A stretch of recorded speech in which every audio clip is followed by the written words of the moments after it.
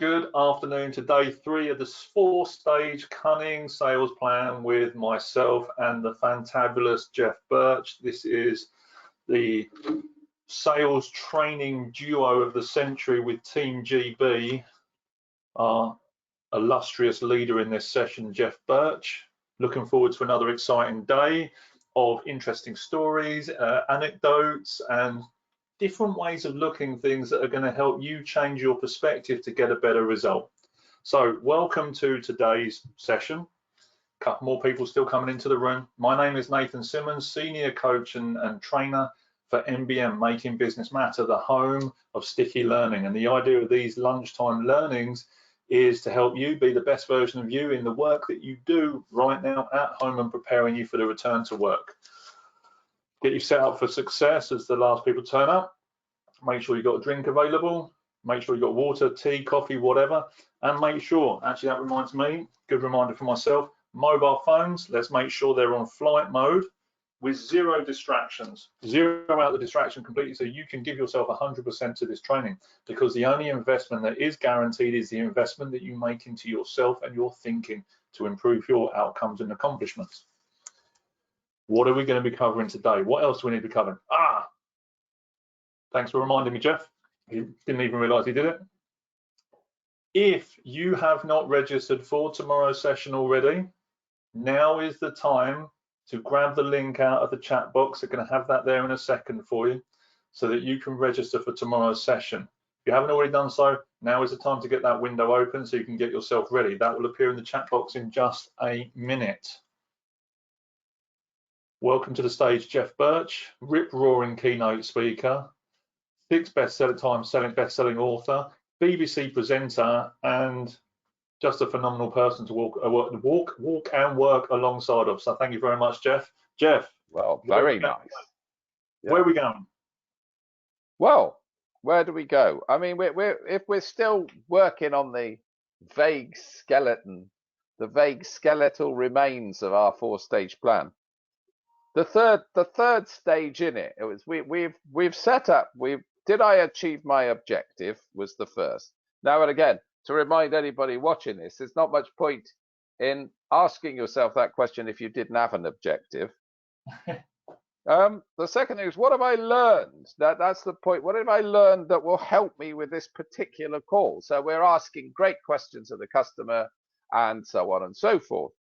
Today's is, what have I learned that I can make use of elsewhere? So in other words, the sort of vague skeleton that we're working on today is the fact that when we talk to a customer or potential customer, they know their own industry. So I don't know, you'd say something like, oh, I noticed there's a new factory being built on the town in the town. I drove through Croydon. That's a great big place going up. What's that? Oh, well, that's a big paper mill. It's like, oh, you remember the weird kid who worked here with the sticky out ears? Well, he's the new managing director there. Oh, really? Is that, what's his name? Brian, that's right. Brian said. So, 2 days later, Brian, whatever his name is, gets a nice congratulations on his new position, and you've got an appointment with somebody else in your industry. So it's very useful to gather information. Now, one of the things that we haven't covered in these scintillating broadcasts that we do, he said that with his tongue firmly pressed in his cheek, is we haven't talked about the role of the boss. Now, a lot of people visiting us are nominally a boss. Maybe they're a sort of small business, but they would like to employ somebody who goes out and gets business for them, or maybe they're a sales manager, or maybe they're a managing director, or whatever they do. And we talked about a lot when we started this, it's about moving people from one place to another. Now, a very famous and scintillating and exciting sales expert, who's me, wrote a book called The Way of the Dog. Now, The Way of the Dog was the maddest book I've ever written. I don't know if I've got a copy anywhere. But anyway, it was about this guy about this guy that's such a rubbish salesman that he's trying to sell double glazing, and he blames the customers. It's all the customers' fault that they won't buy this stuff, and he's rubbish. And he tries to sell double glazing to a strange little old lady who lives in a gingerbread house in the woods. Fatal mistake. He noticed some children are eating the roof, and points this out to the old lady, not realizing who she is. He says, there's some kids eating your roof. And she says, I blame the parents, you know. Anyway, she's so exasperated with his crap selling that she turns him into a dog, right? So he goes to work as a sheepdog. And this is where he learns how to handle customers. And this objective thing, he works with a great sales manager who happens to be a brilliant sheepdog called Shep, who lets him loose on the sheep to see how he does. And the first thing he does is like all crap salesmen. He rushes at the sheep barking, you know, row, row, row, row, row. Hey, you know, like these people that dive out from amongst the yucca plants in car showrooms, you know, and what do the sheep do? They run off, you know. So you watch a real sheepdog, and the shepherd who's going, whoa boy, whip boy, and the dog goes, shut up a minute, right? And he sits on this hillside and sees the situation. He sees where the sheep are. He sees the obstacles, the prickly hedge, the stream, the wood, and then the pen is where they've got to be.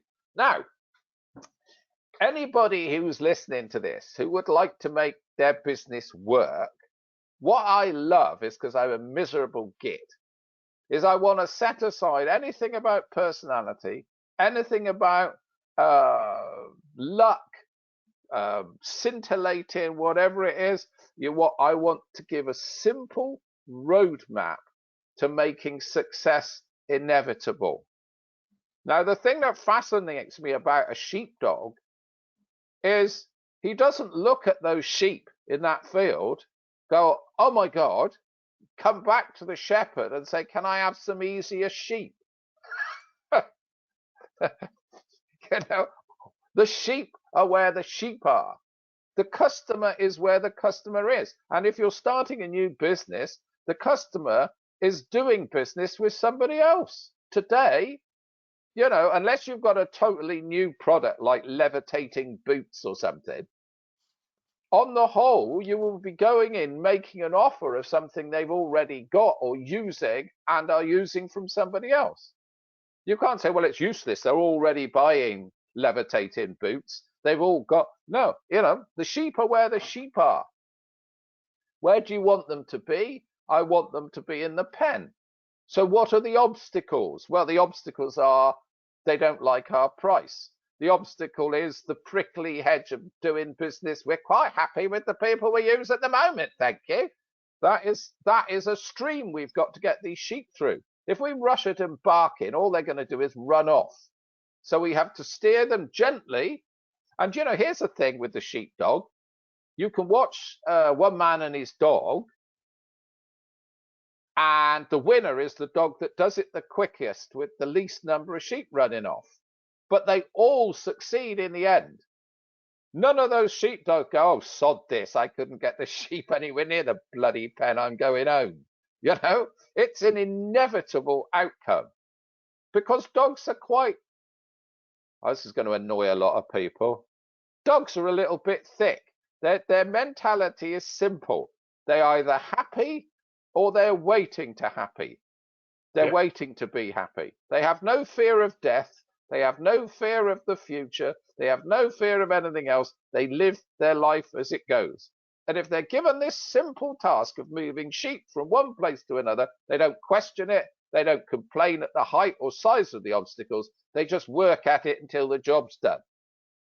But we as humans give up because we've got the intelligence to give up. Somebody said to me once, how come really, really, really rich people get to be really, really rich? Can I do it? And I always say you really want to have 70% of your brain removed, really. Because some of these, a shark is a prime example. A shark, if you want to take on a shark on macrame or political discourse or the psychology of, the psychology of groups of people, the shark will lose every single time. The shark hasn't got a hope. You'll beat it. Fall in the sea and try and take one at swimming fast and eating. That you're not going to beat one doing that, because that's all it ever does. And well, some rich people wake up in the morning and maybe they got rich selling pizzas. They wake up, the alarm goes, and they go, make pizzas, sell pizzas. And you say, hey, do you want to go and listen to this wonderful concert? No, I'm making pizzas. Their focus is 100%. Miserable life. Don't bother getting rich. It's a waste of time. But if you want to do it, you have to focus. For me, when you're talking about that, I was brought back to an analogy of the Greyhounds, and they're running the Greyhound race. But the truth is, the rabbit goes out the trap, the Greyhounds go hell for leather down the track. Do they ever catch the rabbit? No. But do they have a bloody good time on the way down the track with their mates because they're enjoying the run? Absolutely, they enjoy the process. But the truth is, they never actually win. But they're too busy having a good time to notice. But I think it's the sheepdog. But here's another thing about greyhounds. When they go over that line, one of them wins. Then there's £1,000 prize for the winning dog. The second prize gets £500, third prize £250, and the fourth dog gets nothing. And then when you look at the photo finish, the dog that actually managed to puff his nose so his nostrils stuck out 1/4 of an inch, he's earning twice as much as the dog behind. Yep. And it's the same with our business. You don't have to be 1,000 times better than your competitors. You just have to be better. You just have to be 1,000 of a second faster. That's all. You see some crap businesses and you think, right, how are they making money? It's because they're less crap than their competitors. That's all. That's all you need to be. I used to ride horses a lot. Dangerous, lunatic things that they are. It's my wife's fault. She said, come on, fatty, we're going to go riding. And horses race not to win. Horses race not to lose, because they are a prey animal. They get eaten by tigers. So the horses are running, and one horse is going, bloody hell, there's a tiger chasing us, Barry. And he goes, no, I know, that's why I'm running. And he goes, and then his mate says, well, you'll never outrun the tiger. And he says, no, but I'll outrun you. Yes. But it's like you say with the shark, though, is almost having to shift your mindset from being prey to kind of almost being predator, and finding the right balance between the running distance and the striking distance. Yeah, and realizing that you need to be focused. Now, this is why we've been talking about questions, right? And the old chestnut is shut up and sell. You must have heard that. God gave us 2 ears and 1 mouth. Shut up and sell. However, just like this stay-at-home, save the NHS business that's going on, it's got into people's heads, and it's going to be awfully hard to get out of people's heads. And I used to train salespeople and say, shut up and sell. So they would sit there and shut up. So they just sit there. And I've never been able to puzzle this out. What? Shut up and sell, but don't sort of shut up completely. And I had this cat, a beautiful, big, fat cat, vicious brute that he was, but he was big and ginger. Unfortunately, he's no longer with us. He's joined the choir invisible. But when we had him, if you took the bin out, the plastic bag out of the pedal bin, there's this horrible sort of rotting jelly sort of sludge at the bottom. And if you didn't watch out, this cat got in there and ate that sort of slime dripping off his chin. Oh my God. And then on a winter's evening, you'd sit in your chair and this big ginger cat would come and snuggle under a radiator. And he looked like one of those pajama cases, not a bone in his body. It's like he'd melted. It's like he'd melted. And as the radiator warmed up, the little chemical factory that was his insides started to produce the stinkiest farts you've ever smelled. Silent, hissing flatulence. And you'd sit there thinking, "Poor Christ, is there something?" And you'd look around and there'd be this cat, beatific smile on his face, soft. Now, if I photographed that cat and said, "What do you think that is?" and you'd say, "That's a cat doing nothing," right? Yeah, you're right. It's a cat doing nothing. Then one day I saw him watching a bird in the garden, and you've never seen anything like it. He's not a pajama case anymore. He's a coiled spring of rippling muscle. You know, he's a killing machine, and he's sitting there and he's tasting the air. Oh, come on, little Dicky bird, just another inch closer. Just another inch closer, you know, and the eyes are on fire. If I photographed that and said, "What's that then?" you'd say, "Well, that's a cat doing nothing." I said, "Hang on. You said the first picture was a cat doing nothing." Yeah, but and that is active listening. When you listen to a customer, you're not the farting cat. I went into a stores the other day and I talked to a person who was just vacant. I said, "You know, is this a left-hand thread or a right-hand thread?" "You are." And I realized I'm talking to a farting cat, you know. But it's this, look, yeah, nodding, smiling. Yeah, okay, really? And you want to? Ah, I see. Hold on. Let me just make a note of that. So, okay, yeah, You're not talking the arse off the customer, but you're not a vacant, boneless lump either. You've got to have this thing of this wild animal watching its prey, basically. You've got to be ready. Yeah, and that takes a lot of mental discipline, because what we tend to do is when somebody's talking to us, what we're doing is not listening at all. We're just thinking about what we want to say next. And I'm going to interject at that point, Ev. My question for everyone that's listening to this now, listening to, what is it you're taking away from this? And actually, what is it as the coiled spring? What is it as the shark that is ready to do what it needs to do in that water? The cat ready to take the bird. What is it you need to be thinking about that's going to enable you to be in that state? What question can you ask or need to ask in order for you to make that happen, whatever that kill is? I love the sheepdog analogy about the wrong sheep. Absolutely.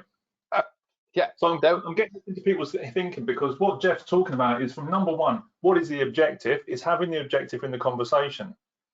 Now, what have I learned from the individual? Is it a left or is it a right-hand thread? Okay, what are you actually using this for? Okay, what else have I learned to use? Now, what have I learned to use elsewhere? So that you can become the coiled spring and seize all the opportunity that you need to get upon. So what is it you need to be doing that is going to be helping you to think that way? One thing I wanted to come back to about that active listening is, one of the things you mentioned earlier was gathering information and gathering intel. Go back to the manager, because we talked a bit about this earlier. What is the responsibility of the sales manager, though? Well, now, I used to do this thing. I used to say it's that any manager, not just a sales manager, any boss's job is to catch people doing things right. And I could do a whole 20 minutes on that, but I won't on this occasion. I don't think that requires a story called The Crapping Dog, and I think we've had enough trouble with animals and their indigestion. So the first job, and it's to go back to what we started with on this, is objective or task. Let's call it a task. Even if you run a coffee shop and you've got a Saturday kid, you know, if you just say to them, "Oh, go and sweep up Barry, go and tidy the stock room," that is not enough. you have to have a clear, if you're sending your sales team out, or if you're telling Barry the Saturday kid, or if you're, whatever you're doing, you have to set down clearly what it is you want the task to be. Now, that is not as simple as it sounds, because A, there's nothing more dispiriting to anybody to be given a task that they can't do. So you know, as an early sales guy, I was given a pile of names and a phone and told to make appointments. That is depressing, because I couldn't make any appointments. I was told to sod off. I was told this, that, and the other. Nobody told me that, you know, make 10 phone calls, you'll make 1 appointment. Don't worry, Geoff. This is the way, you know, the task wasn't agreed. So the objective or task, you need to sit down with that person. You need to assess what they're capable of. You need to make sure, yeah, and again, the same with customers too. The Americans have got a dreadful expression, but it means something very valuable. They call, you've got to build an off-ramp. You got to build an off-ramp. And what that means is, you don't just say, if you want to get to Sheffield, you just want to go on the M6 and stay on it till you get there. It's not precise enough. It doesn't hold the person's hand. Yeah. You know, again, I think somebody at Harvard did an experiment saying students need to give $5 to charity, you know, and they had a look, and certain personalities gave and certain personalities didn't. And then they took a similar group of students and said, they gave a background of the charity. They said, we will be visiting you at 3 p.m. in your rooms.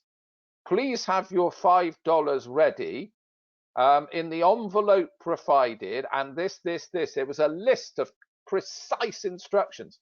And the giving went up by like 300% or something. So if you make it clear to people, every step of the way, you know, like a recipe or whatever it is, or the task or the objective needs to be agreed, and then the steps to it need to be agreed as well. The next step for somebody who's managing somebody is to give them the tools to achieve it. So, I mean, are you sending people into battle without any weapons? Are you sending your salespeople without the correct presenter folders? Do they have up-to-date leaflets? You know, I've seen expensive companies send out people with leaflets and brochures with a sticker on them because the address has changed, because the boss can't be asked to reprint new leaflets. Shonky isn't the word to describe it, you know. Again, you know, if you want people to look professional, you have to give them the tools to do that. And one of the tools may be the information. The other thing that they say that is to remove obstacles. You're the boss. You own the business. Nobody can remove obstacles for their people more efficiently than the actual owner. You know, if you've got a restaurant and you know, you can see one of your staff having a struggle, and you introduce yourself to the customer as the owner and say, oh, I'm so glad you could join us. I'm Geoff. I'm the owner of Nosh's Hours, you know, and I hope you're enjoying your evening. Is there anything I can do? It's incredible. It's magic spell. The owner of a company has more clout than anybody. Years ago, I worked with this guy he was my boss. I was like only a kid, but he was the chief executive of a big company, employed me, but he belonged to a weird religion, a really weird religion, and its rules were you can never tell lies. Anger is the work. If you're angry, then you've been possessed by the devil. They actually believed that, and that you were a servant to all. So first of all, he wasn't allowed to tell fibs. He wasn't allowed to shout at me, which was amazing. I've never had a boss that couldn't before. And he made himself accessible. And I mean, let's imagine, I don't want to say who they are, so let's imagine they made buckets. And I'd talk to a customer and I'd show him the buckets, and the customer would say, I like the buckets. What colors do you do? Blue, red, green, whatever. We really like them in our company colors. Can you do that? How many would you? Well, 50,000. I'm not sure we can.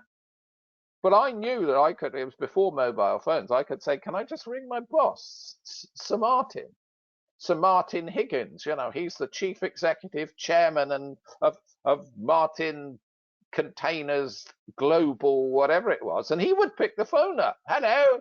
I'd say, oh, hello, it's Geoff. But, oh, yes, I know you, Geoff. Hello, you're one of our sales chappies, aren't you? Yeah, because he knew them all. Charlie, well, what can I do? I'm with a customer. He wants to talk to us about, oh, well, would you like me to have a chat? Yeah. Hello, it's Sir Martin here. How jolly nice to hear from you. And how's Geoff getting on? Well, very well, but we just wanted to know if we could have buckets in the company going. Oh, absolutely. We'd been delighted to do that for you. And if you just pop Geoff back, just go pop Geoff back on the phone. I'll get him to take all your details, and you'll send us a sample of the colour. We'd be delighted to do that. Charming.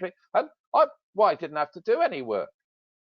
I mean, I just didn't have to do any work. I mean, the fact that the boss would intercede to remove obstacles and things, you know, and again, if you don't empower or enable your people, it just weakens them. Excuse me, I just wonder if I could have my chips on a separate plate. I'll have to ask. An example of that. So, sorry, go on. And for me, that brings up that psychological safety, because, you know, as a leader, as a sales manager, as a business, if your people feel that you're there to help remove those obstacles, they will go and remove more obstacles for your clients and make more people clients, rather than feeling that friction and tension, and because that stuff's contagious. Yeah. Well, if you take my sheepdog analogy again, the chief executive is the shepherd, and he's quite happy to let the dog go. I mean, the dog scoops up these sheep and they through the prickly hedge and they get this, that, and the other. At the last minute, which is the most important bit, the shepherd is holding the gate open on the pen. You know, you've seen him do it. He's there. You know, the gate opener is the shepherd. And if we've got our flock of salespeople, we should be the shepherd that opens that gate and holds it while they go in. I mean, imagine the dog coming back saying, "Oh, how'd you get on? Oh, fantastic! I got the sheep, got them moving. They weren't frightened. They trusted me. We got them through the prickly edge of, you know, we got them across the stream, through the trees. I got them to the gate of the pen. So you've got them in the pen." No, but they were very interested in it. but leading on from that is, you know, the shepherd's there with the gate open and, you know, enabling, removing the obstacle, but at the same time, he's got a pocket full of dog treats in the nicest possible way. The third step, the salesperson is, they've got to agree the task and the objectives. They've got to remove the obstacles and give the correct tools. And their third job is to say thank you. Thank you to it's unbelievably beneficial to work with somebody who's rewarding. Catch people doing things right. And again, this is a very controversial thing, but I would base my reward structure of my people to their ability. If I'm trying to train an unruly pup that poos everywhere and bites people, I would reward him just for not biting. But my best dog, Shep, if he lets one sheep run away, I'm cross with him. He's too good for that. You know, he's too good to let that happen. But if I start kicking the pup because he failed, but you can't expect that. You know, I know the pup's got it good in him. I know that he know his parents. I know that it's Shep and Lucy, my two best dogs. And the pup has got that potential. But you'll just dispirit him if you kick him every time he has an accident. And the other dogs shouldn't turn around and say, hang on, this isn't fair. The pup gets never gets told off. And he will. but we need to stage him towards doing that. We need to ease people into having great behavior. And before you intercede, you know I hate motivational phrases. If you want to soar with the eagles, don't hang around with the turkeys. You know that one. But I saw a saying that was more worrying than that. Somebody said, "You want me to be you want me to be an eagle? How can I be an eagle when I work with turkeys?" You see that. And that was a sales manager who said that. How can I be an eagle when I work with turkeys? And I thought, hang on, mate. You employed them, you know. If you're going to employ, it's like the Irishman. Every day he would open on a building site. He would open his sandwiches and say, "Oh, cheese again. I hate cheese," and he'd throw them away. And then he'd open them the next day and say, "Oh, cheese. I hate cheese," and throw them away.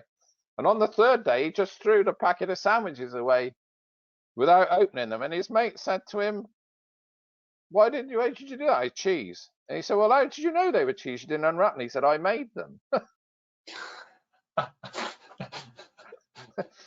And it's the same with people. You know, you think that the people you're working with are a bunch of idiots. Who gave them the job?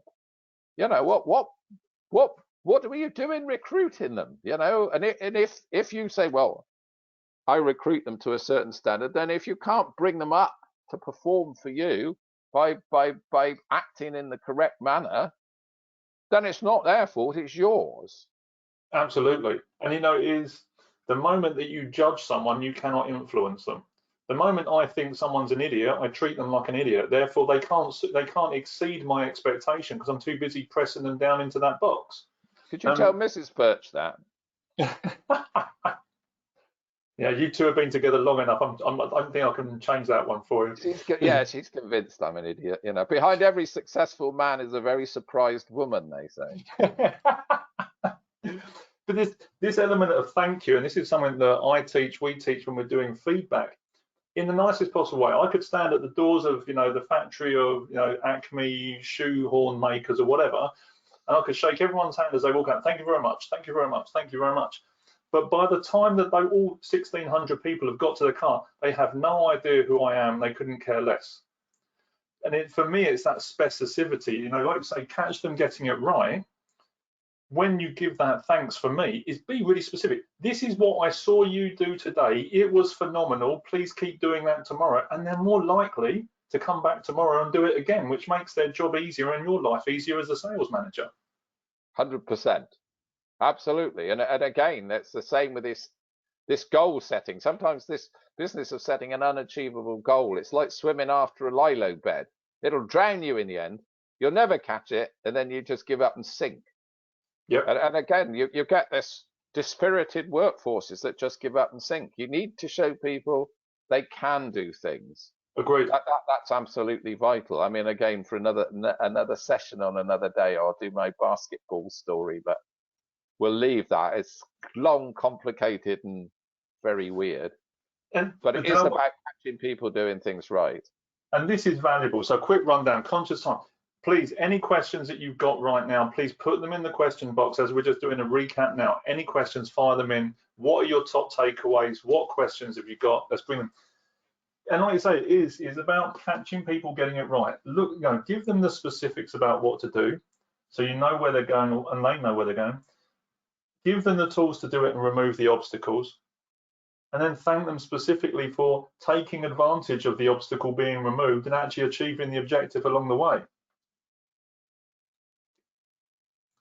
Here's a good question. How do I better ask, what budget do you have? I don't know. I kind of like that one. What budget do you have? I mean, that is actually something that's something that I regularly do, really, because I like to know. Obviously, but the only thing with that is that it does invite the customer to tell fibs.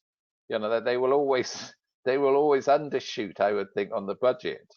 So I think it's not so much asking people what budget they've got, is you've got to get them excited and desirous of the product to then say, you know, again, it's interesting. It's analyzing what people say. So you present a price to them, and they go, well, that's too expensive. We tend to then think that they want to pay less, but actually that might not mean that at all. We need to investigate their comment. So you say, oh, too expensive. I'm sorry, how do you mean too expensive? Or, you know, I do tend to, people say, Geoff, we'd love you to speak at our conference. And I you know, how much do you charge? And I do tend to say, well, do you have a budget for that? And then when they tell me, we either go, yeah, well, we can work within that, or we try and work them up to be able to afford us. But I do like to know, I do like sort of base figures of what people are thinking of. But do you remember yesterday we talked about the past, didn't we? Yes. And again, I think you can do that with budget. How much have you been spending on this up until now? What did you pay the last time you had this done? So you can, without scaring the customer off or forcing them to give a budget, and also actually provoking them into telling fibs. If they tell you, well, the last, you know, we had Dick Perkins at our conference last year. Oh, he's brilliant. I like him. Never diss the competition, even though I'm thinking he's a pillock. Oh, brilliant. He's good. He's funny, isn't he? Have you any idea what fee he charged? Oh, yeah, we paid him 12 grand. And you think, oh, that's interesting, because I'd have been half that. But like, if they paid a speaker 12 grand and then say, is that the sort of, would you be spending the same this year? And they go, no. We contacted you because we heard you were cheap, you know. So we know where we're going with this now. So that's how you would do it. And for me, as you were saying, I was thinking and asking the question, okay, well, what have you spent previously? What was the result you got last time that's causing you to look for somebody else to do this? Because maybe the result wasn't what they wanted or that they were expecting to get. Yeah, absolutely. Yeah. And did you actually, was it good? Because if they said, no, absolutely brilliant. We absolutely loved the Watkins hedge trimmers. They were fantastic, but they've gone out of business. So you're looking for something similar. Oh, yeah, if we could get exactly the same again, that would be fantastic. You know, because sometimes what we do is we oversell our product. Here's a really interesting thing. What I used to do, I used to get a flip chart. And I used to say, the Thunderbolt 5000 wristwatch. It is digital. Batteries last for 3 years. It does pulse time, will link to your phone, is waterproof to 25,000 feet, is digital and analog, has 4 alarm chimes, timer, speed timer, egg timer, and musical birthday reminder. All this for, and I used to say to myself, name the price. Go on, how much? 20 quid. Exactly. 19.99 every single time. And then I'm making these names up, by the way. You have a glossy page in the same magazine with a single clockwork watch that does bugger all. And it says timepiece created by Joadala Supon. Yours for 3,000 quid, 8,000 quid. It does sod all and it's clockwork. You know, and I call that feature dumping. The more features you give, the lower your price is. Oh, and we deliver. Oh, and it's the same, does the same hedge cutting, but it comes with a tea making device. And it does it, and it does this, and it does that. And it's cheaper than your last one. That's what the customer's now expecting to hear. You know, it's not creative.